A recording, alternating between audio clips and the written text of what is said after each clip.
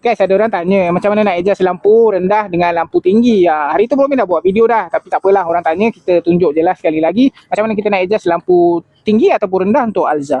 So kita pergi bahagian depan ni. So sekarang ni korang kena cari satu jenis dinding lah, dinding dekat depan rumah korang ni. Korang sekarang ni korang nampak line tu kan. So korang kena adjust daripada line ni lah. Okay, korang pergi dekat korang punya headlamp ni, pastikan korang tutup sebelah dengan kain tutup sebelah dengan kain supaya korang boleh adjust sebelah-sebelah dulu. Okay, dekat sini atas ni, yang first ni, okay, buka je bonet. Ini ada apa tu, gas yang bahagian high punya. Sebelah sini ni untuk lampu tinggi. Ini untuk lampu tinggi. Kalau untuk lampu rendah, satu dekat soket sini sebelah dia.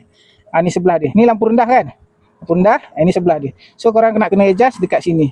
Aku dah adjust banyak kali dah, dia dah haus. Jadi aku pakai Allen key. Allen key masukkan kat bahagian dalam, korang boleh pusing lah. So bila korang adjust dekat sana, yang ni kalau korang pusing, cuba korang pusing kan. Nampak? Tengok tu, dia turun. Pusing. Pusing lagi, pusing lagi. Lagi nampak. Dia makin lama makin turun. So kalau ini lawan jam aku lawan jam, dia turun ke bawah. So, korang boleh tengok dia turun ke bawah.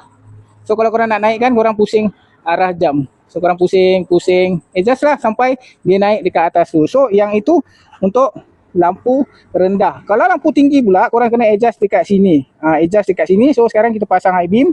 Korang nampak bergerak, dia bergerak kan. So korang nak turunkan, bergerak ke bawah. So dia bergerak ke bawah. So ikut korang lah, korang nak adjust dia macam mana. Korang nak tinggikan ke, nak rendahkan ke, korang main adjust dekat sini saja. Dekat sini. Sini orang adjust, ataupun dekat sini low light, sini highlight.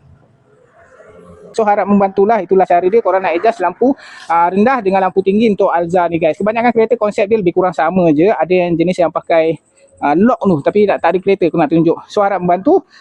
Kalau rasa video ni bermanfaat, jangan lupa follow Bromin, like, comment, share video ni guys. Bye.